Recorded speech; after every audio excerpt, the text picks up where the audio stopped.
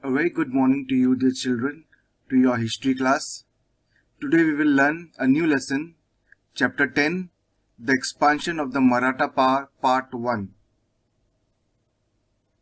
In this lesson you will learn about Shahu Maharaj. Now, who was Shahu Maharaj? Students, he was the grandson of the great Chatrapati Shivaji Maharaj. We will also learn about Peshwa Bajirao first. You are all aware and know about and have seen Bajirao, right? So we'll learn about Bajirao first.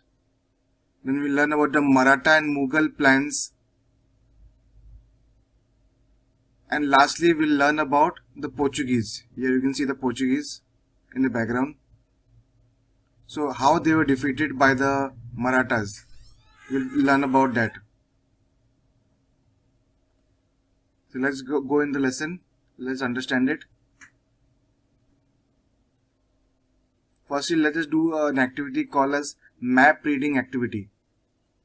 Here you can see the map which shows the expansion of the Maratha power in different places of India, previously known as Hindustan. So in this lesson we will be learning how the Marathas got all these territories. So which are the territories? Firstly, you want to answer these two questions. Find out the towns which were captured by the Nizam power and Mughal power. You observe this map and find out which are the towns, alright, which are captured by the Nizam power and Mughal power. And the second one is find out the states or regions that the Maratha captured. The Maratha captured which are the regions which were under the Maratha power. Find out and let me know in the comment section. Alright, that's good. Let's find out some more things in the chapter. Now we come to the explanation, part 1.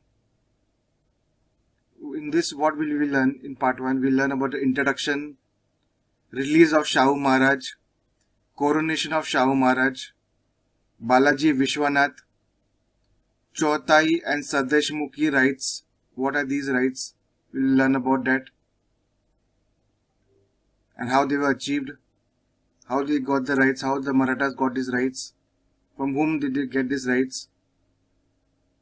And lastly, we'll learn about Bajirao first. So pay attention, children. So we are going to see release of Shahu Maharaj and coronation ceremony of Shahu Maharaj.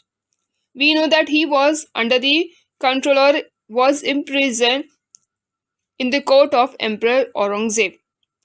And after his death, he was released. Along with his releasing and with the dream of Swaraj, he got coronated himself. In the last chapter, we have studied about the Maratha War of Independence, and we came to know that how Marathas had fought hard for the struggle for the independence against Mughals and many other enemies. So at the beginning of the Maratha War of Independence, the Mughals were on the offensive and the Marathas were on the defensive. And this situation was reversed at the end of the war. War of which? War of Independence, Maratha independence. So the Mughals were thrown on the defensive side and that was also against the Marathas. The Mughals, whatever territories were under their control, that were being captured by the Marathas slowly and gradually. In the later half of the 18th century, the Marathas had subdued the Mughals and had tried to expand their powers. Marathas had not only captured certain states but tried to capture the complete India, the whole of India, and how they had used their policies and techniques to capture different regions of India, that we are going to study in this present chapter. That is the expansion of the Maratha power. Here the meaning of subdued means low in spirit. That means the Marathas had tried to lower the spirits of the Mughals and tried to capture the regions and bring them under the control of Maratha power. Moving on to the next point is release of Shahu Maharaj. After the death of Emperor Aurangzeb, the Mughal powers was completely shattered. Along with this, there was a fight for the position for the Sultanate of Delhi, that who is going to be next Mughal Sardar.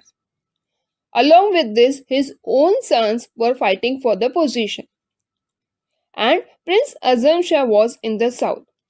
So once he marched towards Delhi to capture the position of the Sultanate and to become a Mughal Sardar at his court. At whose court? At Emperor Aurangzeb's court. At this time, Prince Shahu was in his captivity. He had captured Prince Shahu. Now, Azam Shah, as he had captured Prince Shahu, he decided that if he would leave Shahu Maharaj, then there would be a conflict between him, that is Prince Shahu Maharaj, and Maharani Tarabai for the Gaddi of the Maratha Chatrapati. And this was an advantage position for him. So, as he had thought, Prince Azam Shah felt that this would be a sap the Marathas' strength and therefore released Shahu Maharaj. The only purpose of releasing Shahu Maharaj was to create obstacles in the path of Marathas and to create misunderstanding. This would be an advantageous thing for Prince Azam Shah. The next point is coronation of Shahu Maharaj. After the release from Prince Azam Shah, the first step that Shahu Maharaj took that was he immediately had went to Maharashtra. And when he went to Maharashtra, he thought that he would now took the charge or would took the gaddi of Chatrapati. He was joined by some of the Maratha capable Sardars. At this time, Maharani Tarabai was looking after the administration of the Maratha kingdom. Maharani Tarabai did not accept his claim to the throne. Whose claim? Shahu Maharaj. Because after the release, the only intention was to take the charge of Maratha kingdom. So there was a battle between the armies of Shahu Maharaj and Maharani Tarabai. This battle was fought at Khed, on the banks of the river Bhima. Shahu Maharaj at the end had won the battle and captured the throne of Maratha kingdom and became Chhatrapati. After the battle against Maharani Tarabai, Shahu Maharaj had won the battle and ultimately he decided that he would capture Satara. As per the decision, when he captured Satara, he got himself crowned. And this coronation ceremony made him Chhatrapati. Satara became the capital of the Maratha kingdom. And for the while, when the battle was still continuing between Maharani Tarabai and Shahu Maharaj, along with this battle, Maharani Tarabai thought that she would make her minor son Shivaji II as the Chhatrapati at Panhala, that is present in Kolhapur. And this decision was took in 1710 CE. This gave rise to two independent Maratha kingdom. One was at Satara and the other was at Kolhapur. The early part of Shahu Maharaj's life was spent in the Mughal camps when he was being captured by Prince Azam Shah. So, when he was captured, he had seen all the Mughal politics very closely and he knew each and every point of the Mughal empire, especially with the North Indian politics. He completely knew about the strength and weaknesses of the Mughal empire very well. And with this, he was acquainted, well versed with the influential people who were present in the Mughal court. That means the people who were capable to handle the Mughal empire. So he was having each and every idea about the Mughal court because he had keenly observed these all things when he was been in the captivity of Prince Azam Shah. So all these factors, whatever Shahu Maharaj had learned in the Mughal camps, he had utilized that to bring a new direction to the Maratha policies. And in these changing circumstances, Aurangzeb's successors, the ones who were working for Aurangzeb against Maratha powers, had given up the policy of destroying the Maratha kingdoms and destroying the Maratha powers. They went back, and with this, the Marathas had adopted a new policy. And what they have thought, instead of fighting with the Mughals, why not protect them and expand their own empire in that role? That means joining the hands with Mughals is going to give a better advantage and would try to expand the Maratha empire. So, what was their belief? They thought that restoring an old temple is as good as building a new one. What it means? If you spend money on building a new temple or a new building, you will spend lots of money for its architectural work, for all the requirements, maintenance, and everything.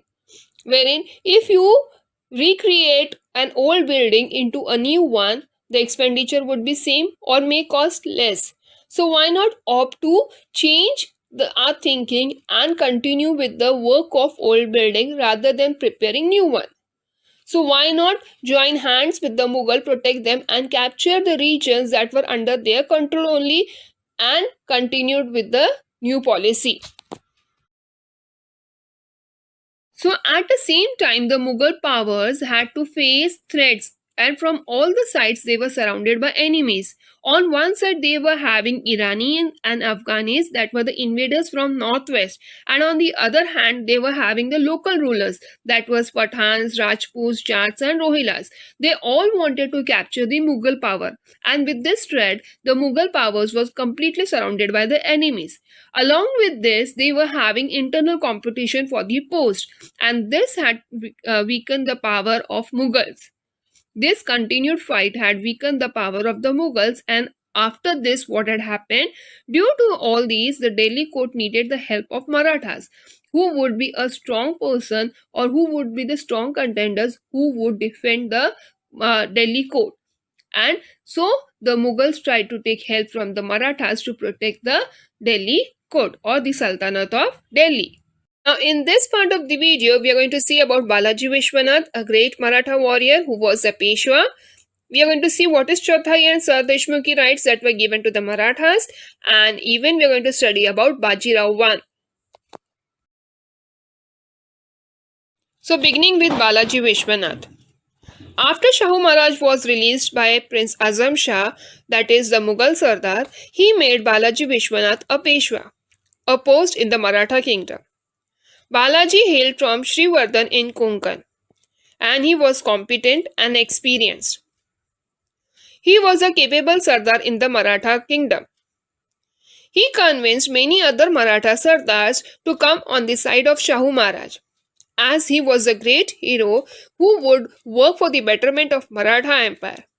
So come and join the hands with him. As he was a competent and a scholar, experienced person, so when he tried to motivate, many of the Maratha Sardars had joined hands with Shahu Maharaj. On the other hand, Kanoji Angre, who was the chief of Maratha Navy, decided to be on the side of Maharani Tarabai, and he had attacked the territories that were under the control of Shahu Maharaj. This gave a rise to a difficult situation in the Maratha kingdom. So under these situations, under these circumstances, Shahu Maharaj sent Balaji to fight against Kanoji Angre. Balaji avoided the war and won Kanoji over to Shahu Maharaj's side. That is, a mutual understanding had been created between Balaji Vishwanath and Kanoji Angre, where Balaji Vishwanath had motivated and inspired Kanoji Angre through his words to come and join hands with Shahu Maharaj. And with these words, Kanoji Angre became ready to leave the side of Maharani Tarabai and join the hands with Shahu Maharaj. Moving on to the next point is Chauthai and Sardeshmukhi rights. Rights, we all are aware that what are they. So in this, the collection of revenue and taxes, or who was the person responsible to collect these from the people who were living in the kingdom. So after strengthening the position of Shahu Maharaj in Maharashtra, Balaji now thought that he would turn his attention towards the politics in the north. He had made most of the competent Maratha Sardars on the side of Shahu Maharaj, and now his attention was towards the north, that is the Delhi court. We know that after the death of Emperor Aurangzeb, everyone was ready to take the position of the court, but none of the person was capable to handle this position. So the court was completely marked by bickering and confusion. So here the Sayyid brothers, that is Abdullah, Hassan and Hussein Ali, had become very influential and they won the position in the court. The Sayyid brothers had thought they would capture the throne of Delhi and ultimately they tried to do so, but with the help of Balaji Vishwanath. Now Balaji Vishwanath thought that as they were being helped by him, so even this is a chance for him to put forth a condition in front of them. So with the help of Sayyid brothers, in 79 CE, Balaji obtained from the Mughal emperor the grants or the sanads from the Mughal territory to collect revenue.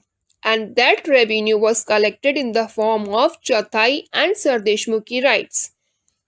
These revenues were collected from the Deccan territories. So these sanads gave the Marathas the right to collect Chauthai, that is 1/4 part of the revenue, and Sardeshmukhi, that is 1/10 part of the revenue from the Mughal territories in the Deccan. The mutual understanding between Sayyid brothers and Balaji Vishwanath, it was a give and take relationship. On one hand, Balaji Vishwanath had helped them to capture the throne of Delhi court. On the other hand, they had given the grant to collect the taxes from the Mughal territory that were present in the Deccan. That is in the form of Chauthai and Sardeshmukhi rights. Moving on to the next point is Bajirao I. We know that Balaji Vishwanath was a great courageous person, a good administrator, scholar, eminent personality, and he had worked for Maratha Empire for so many years in the favor of Shahu Maharaj. Unfortunately, after his death, now Shahu Maharaj decided that he would appoint Balaji's son Bajirao I as a Peshwa, because Balaji Vishwanath was holding the position of a Peshwa. So his son would also be appointed on the same post. So Bajirao I had become Peshwa in 1720 CE after the death of Balaji Vishwanath. Bajirao I had expanded the Maratha Empire during his term period, and that was for 20 years. That means he had worked for expanding Maratha Empire for near about 20 years. His contribution towards the kingdom, towards the empire, was for 20 years.